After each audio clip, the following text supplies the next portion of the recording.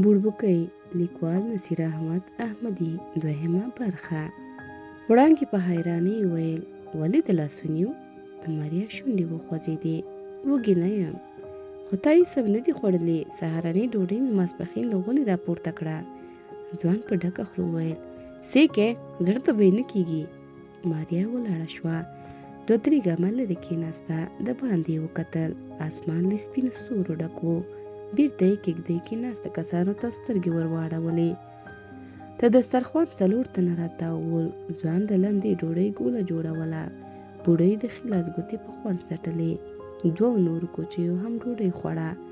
وروسته د غوښې د ویشلو وار ورسېد. ځوان په یو پستي 4 برخې کېښودې. وړانګې په بیړه وویل ماریا دې هېره شوه؟ د ځوان شونډې وخوځېدې. مړه ده. څه مړه به وي؟ بوډۍ وویل ما ته سپینه غوښه راکه.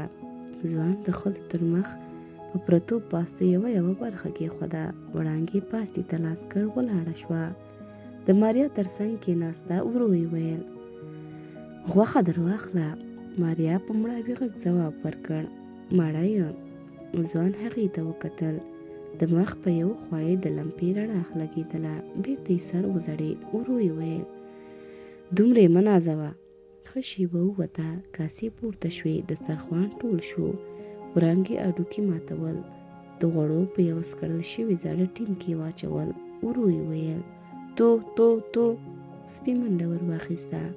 کوچۍ بېرته کېږدۍ ته ننوته. ځوان ولاړ شو. موټرسایکل یې وښوراوه. په ټانکۍ کې تېل وچړپېدل. بوډۍ ویل چېرته ځې؟ ځواب یې ورکړ مرکز ته. غلی شو. ماریا ته یې وکتل. ویې ویل پلار ته وایم چې دا بلا دې له دې ځایه ورکه کړي. وړانګه په خبره کې ورلوېده. نه دا ځای ورته ښه دی. په کومه بلا یې ونه خوري. ځوان ورو وویل په موږ یې څه که یې وژني که یې بل ځای بیایي، خو دلته نشي پاتې کېدی. د وړانګې سر وځړېد. وبال لري. د بوډۍ ګونځې شونډې وخوځېدې. شېرګله زویه خور دې بده خبره نه کوي. تور سرې ده. وړانګې په بیړه خبره وار ونیو. په خواست یې ویل خدای کوي د تیارو پلار رانه ووژني. ته ورته ګوره سمه دمه کوچۍ ده. ځوان یوه شېبه ودرېد. موټرسایکل یې پرېښود. له کېږدۍ یې راووت. وړانګې ماریا ته کتل. د هغې په سترګو کې اوښکې ولاړې وې. ورو یې ویل له ورور مې خوا مه بدوه. په زړه کې څه نه لري. بس لږ غوسهناک دی. یوه شېبه غلی و. بیا یې د نجلۍ لاس ونیو. ویې ویل راځه چې د باندې ووځو. ښه باد لګېږي پام به مو غلط شي. ماریا ولاړه شوه. دواړه له کېږدۍ ووتې. څو ګامه لرې په یوه لویه ډبره کېناستې. نرم باد چلېده. چوپه چوپتیا وه. یوازې کله کله به په غاښونو د هډوکو د ماتېدو کړسا پورته شوه او ډېر لرې به یوه شغال ناره کړه. دواړه تر ډېره غلې وې. بیا ماریا سوړ اسویلی ویست. په مړاوي غږ یې ویل مور مې ډېره یادېږي. وړانګې په غاړه کې لاس ور واچوه. یوه شېبه غلې وه. بیا یې سوړ اسویلی ویست. په خوابدي غږ یې ویل ته بختوره یې مور لرې. خو زه غلی شوه. ماریا ور وکتل. پر تندي یې د ستورو ته رڼا پرته وه. وړانګې خبره پسې وغځوله خو زه مور نه لرم. هغه 2 کاله مخکې غونډل وچیچله. انا مې رنګارنګ بوټي ورته وټکول. ښه نه شوه. 2یم سهار ته مړه پرته وه. وړانګې غلی شوه. یودم یې په غږ کې بدلون راغی. په خندا یې ویل اوس دا د غم خبرې پرېږده. زړه مه خوره. خدای مهربانه دی. په لنډه فاصله کې کوږه شوه. ماریا جټکه وخوړه. سپي وغپل. منډه یې واخیسته. تر یوه ځایه لکه سیوری داسې ښکارېده. وروسته په تیاره کې ورک شو. ماریا وویل دا غږ د څه و؟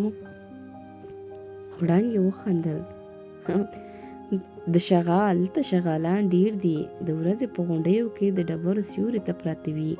ماښام تیاره هواري ته راځي. تر سپېده چاوده بوی کاږي. تېر سپرلي او شغال. ماریا په خبره کې ورلوېده. ویې ویل ورور دې څنګه سړی دی؟ وړانګې یوه شېبه غلې وه. وروسته یې وخندل ډېره ورنه ډارېږي.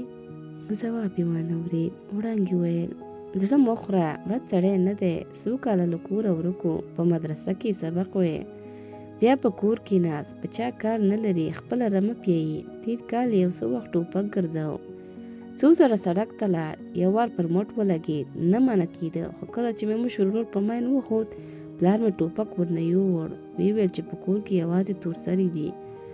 ده هم څه ونه ویل او د پلار خبره یې ومنله. وړانګه غلی شوه. یو دم یې وپوښتل: خوب درځي؟ د ماریا شونډې وخوځېدې. هغه ستوري وینې؟ کوم؟ لمر لوېدو ته د نور یو څه غټ دي. وړانګې وخندل. هو، موږ یې د ماښام ستوري بولو. ماریا وویل: تر اوسه مې دومره وړو ستوري نه وو لیدلي. ښکلي دي. دلته ستوري څومره راڼه دي. وړانګه په خبره کې ورولوېده. موږ کله کله د شپې له خوا مزل کوو، غرونه، دښتې او دریابونه مخې ته راځي، خو لاره نه غلطوو. لالا مې د ستورو په حساب ښه پوهېږي. پلار د ستورو له مخې معلوموي. ځو. دواړه ولاړې شوې، کېږدۍ ته ورننوتې.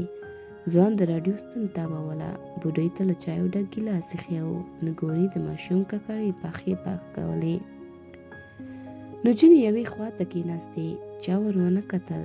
ماریا ګیلاس ته لاس ور وغځاوه، تر نیمه یې له تورو چایو ډک کړ، ولاړه شوه.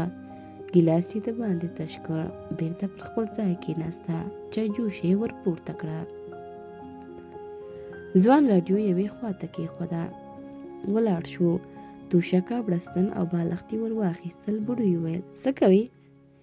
د ځوان شونډې وخوځېدې. خوب راغی. بوډۍ په حیرانۍ وویل: کېږدۍ خو لویه ده، یو څنګ ته پرېوځه. ځوان ماریا ته وکتل، بېرته یې مخ ور واړاوه. پرته له دې چې څه ووایي د باندې ووت. ښځې تر یو څه وخته ناستې وې، وروسته وړانګه ولاړه شوه، توشکې یې هوارې کړې. ماریا ته یې وکتل، ورو یې ویل: راځه. ماریا له ټیکري سره پرېوته، بړستن یې په سر ورشکش کړه. د وړیو سوړ بوی په سپږمو ننوت. بېرته یې مخ لوڅ کړ، پورته کېږدۍ ته یې وکتل. د یوه زاړه غلبیل تر څنګ د غوښو څو بڅري راځړېدلي وو. وروسته وړانګې لمپې ته ور پو کړل. شپه تیاره شوه، چرچرک نارې یې وهلې. اسمان ورک و. دوه نجونې په یو پراخه دره کې روانې وې. تر مخې یوې خړې خرې په ډبرو کې چټک ګامونه اخیستل. د خرې پر شا د اوبو تش ژۍ پروت و. دوی ښه شېبه مزل وکړ، بیا د یوې چینې پر غاړه ودرېدې. اوبه له یوې تیږې راوتلې. د نري لښتې دواړو غاړو ته شنه واښه ولاړ وو. وړانګې له خرې له شا ژۍ ښکته کړه. ماریا ته یې مخ ور واړاوه. هغه څو ګامه لرې ولاړه وه، ورو ورو غږېدله. وړانګې په خندا وویل: ولې له ځان سره ګډه یې؟ د ماریا شونډې ورپېدې. څه؟ ما ولیدې خپل ګریوان ته دې خوله نیولې وه، تا خبرې کولې. ماریا یوه شېبه غلې وه، بیا یې یو دم وخندل. ما دعا ویله. وړانګه له خندا شنه شوه. خدای که دې په یوه خبره پوه شوې یم، انګریزي وه. وړانګې له هغسې په خندا وویل: په انګریزي دعا ویل کېږي؟ ماریا غلې وه. وړانګې وویل: موږ په اوبو پسې څومره راځو؟ ماریا سړه ساه وایسته، د لښتې پر ژۍ کېناسته. تر رڼو اوبو لاندې زیړه شګه پرته وه. د شګې پر سر د ګوتې په اندازه کوچنۍ خړو مایانو لکۍ ووهلې. وروسته یې اوبو ته لاس ور وغځاوه. سړې وې. یوه لپه یې مخ ته ور واچوله. د سپینې لندې زنه یې راړه څاڅکي وڅڅېدل. اوږدې ګوتې یې په تورو ویښتو کې تېرې کړې. بله لپه یې مخ ته ور واچوله. نرۍ وروځې لندې وې. بیا یې وړانګې ته وکتل. ژۍ ته یې په لپه اوبه ور اچولې. ماریا وویل: وېرېږم. وړانګې وویل: ولې؟ که د ورور خبر شو نو بیا؟ نه خبرېږي. ماریا یوه شېبه غلې وه، بیا یې وویل: اوس به یې رمه راوستې وي، ناوخته شوه. د وړانګې شونډې وخوځېدې. دا دی، ژۍ ډکېدو ته نږدې دی. ماریا مخامخ وکتل. غونډۍ ټیټې وې، ځای ځای سپاندې او هسک اغزي باد ښورولي وو. پر یوه غټه ډبره دوه سرې کوترې ناستې وې. په ټوله دره کې چوپه چوپتیا وه. یوازې یوې کوترې غومبورې وهلې، ځای پر ځای راګرځېده. ماریا کیڼ لور ته ورکتل. دا غونډۍ هم تر ډېره هغې بلې ته ورته وه. یوازې کوترې نه وې. خیلو ته یې مخ ور واړاوه. رنګ یې والوت. په بیړه یې ویل وړانګې. وړانګې وخندل. پرته له دې چې سر پورته کړي شونډې وخوځېدې. دا دی ډک شو. ماریا چیغه کړه ورور دی. وړانګې په بیړه سر پورته کړ. شېرګل منډې ور وهلې. ولاړه شوه. د ماریا مخې ته ودرېده. په رېږدېدلي غږ یې وویل زړه دې غټ ونیسه تا ته څه نه وایي. لنډه شېبه ووته. شېرګل ورورسېد. ساه یې لنډه لنډه کېده. سترګې یې رډې راختلې وې. لاس یې پورته کړ. چیغه یې تر خولې راووته. تا ته چا ویل چې دا پلیته دلته راوله؟ کوترې والوتې. یو کړس شو. وړانګه کیڼ لور ته ړنګه شوه. شېرګل دوهم ځل لاس پورته کړ. ماریا پر نجلۍ ور پرېوته. چیغه یې کړه ما.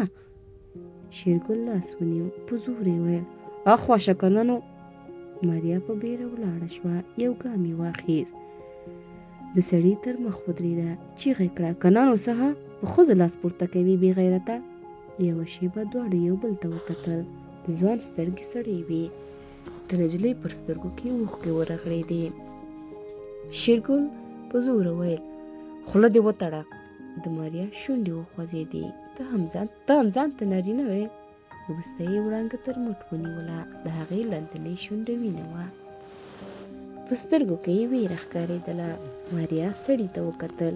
ورو یې ویل شونډې ته یې وګوره ډېر زورور یې. دا څه نه ده. د شېرګل سر وځړېد. ماریا چیغه کړه تا ولیدل؟ زه نه یم تښتېدلی. شېرګل غلی و. ماریا د وړانګې لاس ونیو. ورو یې ویل راځه. وړانګې په اوبو کې پرته ژوي ته وکتل. ماریا تر لاس کش کړه. دواړه روانې شوې. خره د غونډۍ نیمایي ته رسېدلې وه. په صفا دروغجیو کې خوله وهله چې ځړېدلی سر ولاړ و. بوډۍ کېږدۍ سیوري ته ناسته وه. وړۍ یې سرېڅلې. وروسته یې سر پورته کړ. نجونې ولاړې وې. بوډۍ په بیړه ویل شېرګل ته غوسه ورغلې وه مخې ته مه ورځئ. وړانګې د خپلې انا غېږې ته ځان ور واچاوه. یو دم یې وژړل. بوډۍ ورته وکتل. د لاندنۍ شونډې پر سر یې ډومبک وینه پرته وه. ورو یې ویل زار بلا دې راباندې وګرځه. د وړانګې ژړا زور ونیو. ماریا یوه شېبه ولاړه وه. بیا کېږدۍ ته ورننوته. کوچۍ خپل زوی کراره وه. ماریا یې تر څنګ کېناسته. ماشوم ته یې وکتل. تک ژېړ و. نرۍ پښې یې درلودې. د ملا هډوکي راوتلي ښکارېدل. ماریا وویل څه شی ورکوې؟ د ښځې شونډې وخوځېدې. دوزي شیدې. ولې خپلې؟ کمې دي مړولی نه شم. ماریا یوه شېبه غلې شوه. بیا یې وپوښتل د 4 میاشتو دی؟ کوچۍ وویل دا یې 1 میاشت ده. په کور کې وریجې لرئ؟ کوچۍ ورته وکتل. ورو یې ویل خدای زده موږ وریجې ډېرې نه پخوو. ماریا وویل که ماشوم له 4 میاشتو وروسته شوله په شیدو کې لمده ډوډۍ او داسې تور پاسته خواړه وخوري ګټه ورته لري. کوچۍ هماغسې په حیرانۍ ورته کتل.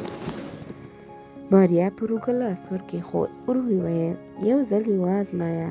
ولاړه شوه. د باندې یې وکتل. بوډۍ د پخوا غوندې سرخی تاوه. وړانګه لرې د مېږو او پسونو په منځ کې د توت سیوري ته ناسته وه. ماریا ورغله. وړانګې ته یې وکتل. اوږده باړه یې سر زبېښود. تر څنګ یې کېناسته. تر ډېره دواړه غلې وې. وروسته د وړانګې ژړغونې غږ چوپتیا ماته کړه. ورو یې ویل ورور مې کاوړي سړی دی خو تر اوسه یې پر ما لاس نه و پورته کړی. دا یې لومړۍ څپېړه ده. د ماریا شونډې وخوځېدې. زما له لاسه. وړانګې وویل ته نه یې ملامته. ماریا مېږو او پسونو ته سترګې ور واړولې. ټول پراته وو. ځمکه له وچو او لندو پچو ډکه وه. ځای ځای له ونې رالوېدلي توتان ښکارېدل. د څو لویو شنو مچانو بڼکې راښود. وروسته یې مخامخ وکتل. ورو یې ویل راغی. وړانګې سر پورته کړ. شېرګل په خرې پسې روان و. شېبه وروسته د کېږدۍ تر څنګ ودرېد. بوډۍ ور پورته شوه. لاسونه یې خوځېدل خو غږ یې نه راته. یوه شېبه سره ودرېدل. بیا شېرګل کېږدۍ ته ننوت. بېرته راووت. نېغ د توت خواته ور روان شو. شیبه وروسته د خپلې خور تر څنګ کېناست، سر یې وځړېد، د خاورۍ یوه خلکی ور پورته کړ، پر ځمکه یې څو کرښه وایستې، ورو یې ویل: له ما خفه یې؟ وړانګې غلې وه. شېرګل سر پورته کړ، وړانګې ته یې وکتل، د هغې غټې سترګې لمدې وې. ورو یې د نجلۍ سر پر خپل ټټر پورې ولګاوه. نجلۍ ژړل. شېرګل وویل: بیا به داسې نه کېږي. د نجلۍ ژړا زور ونیو. شېرګل وویل: زړه مې مه راځوروه. نجلۍ هم هغسې ژړل. ښه شېبه یې اوښکې تویې کړې، وروسته یې ورو ورو کراره شوه. ماریا دواړو ته کتل. شېرګل وویل: ورشه مخ ته دې یو 2 لپې اوبه ور واچوه. وړانګه ولاړه شوه. شېرګل پسې یې کتل. نجلۍ کېږدۍ ته نږدې ښې ګړۍ ته ور ګرځېده. شېرګل په زړېدلي سر وویل: تا تمپړ یم. ماریا غلې وه. د شېرګل شونډې وخوځېدې. ته خو پوهېږې ستا وطنداران پر کلک زړونه لري، په چا صرفه نه کوي. ماریا غلې وه.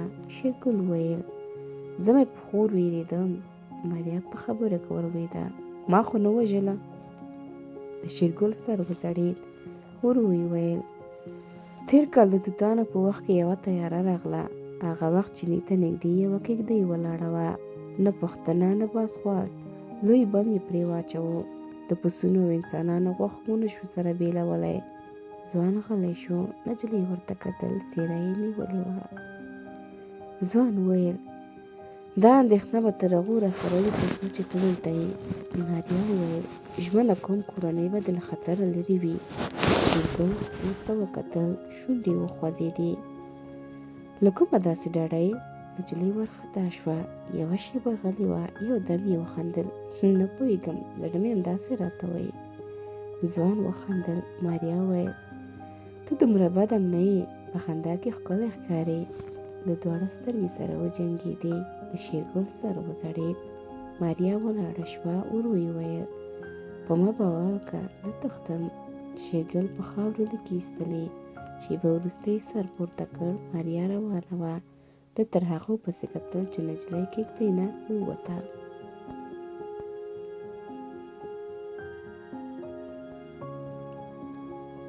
د سهار خړه وه. وړانګې ورو وویل: انا. بوډۍ کوم وخت حرکت ونه کړ. د وړانګې شونډې وخوځېدې. پورته شه، ناوخته ده. بوډۍ په بړستن کې پټه وه. وړانګې ورو بړستن لرې کړه. د بوډۍ له خولې سپین ځګونه روان وو. رڼا چیغه کړه: انا. ماریا جټکه وخوړه. سترګې یې رډې کړې. کېناسته. بوډۍ ته یې وکتل. سترګې یې سپین راختلې وې. شېرګل او د هغه ورندار په بېړه کېږدۍ ته ورننوتل. ټول تر بوډۍ راتاو شول. وړانګې ژړل. نور وارخطا وو. ماریا ورمخته شوه. د بوډۍ پر ګونځې ګونځې غاړې یې ګوتې کېښودې. ورو یې ویل: ژوندۍ ده. یوه شېبه غلې وه. وروسته یې شونډې وخوځېدې. لږ ځای راکړئ. کوچیان یوې خواته شول. ماریا وویل: تر دې مخکې څه تکلیف درلود؟ وړانګې په ژړغوني غږ ځواب کړ: ځکه جوړه وه. شېرګل وویل: یو ځل یې پر زړه درد راغلی او بس. ماریا د بوډۍ د ښي لاس زیرې ګوتې وموښړې. ورو یې ویل: ما ته د زړه حمله ښکاري. کوچیانو په حیرانۍ ورته کتل. ماریا وویل: د پښو تلې ور وموښئ. کوچۍ د بوډۍ پښو ته ور وښویېدې. ماریا څو ځله د بوډۍ پر سینې زور کړ. کوچیانو په حیرانۍ ورته کتل. بوډۍ وټوخل. ماریا وویل: د پښو موښلو ته دوام ورکړئ.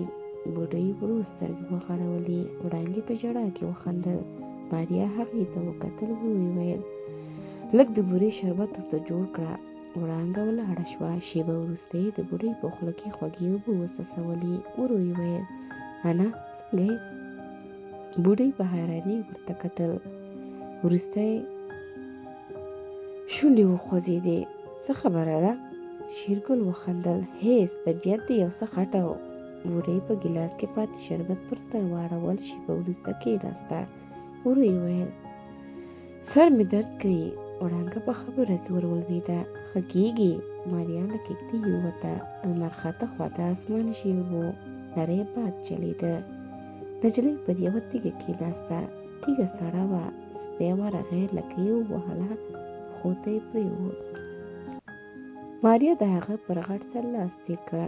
د سپي لکۍ له ځمکې نرۍ دوړه پورته کړه. ښه شېبه ووته. لمر راوخوت. د غونډیو یوه خوا ژړبخونه ښکارېدله، بل لوری سیوری و. بیا یې د شېرګل غږ واورېد. ته خو سمه دمه ډاکټره یې. ماریا وخندل. شېرګل مخامخ په شګو ورته کېناست. نجلۍ ته یې وکتل. د لمر وړانګې پر سپین مخ لګېدلې، ښکلې ورته ښکاره شوه. نجلۍ ناڅاپه وویل: حاجي خدای نور پېژنې؟ شېرګل په حيرانۍ ورته وکتل. شونډې وخوځېدې.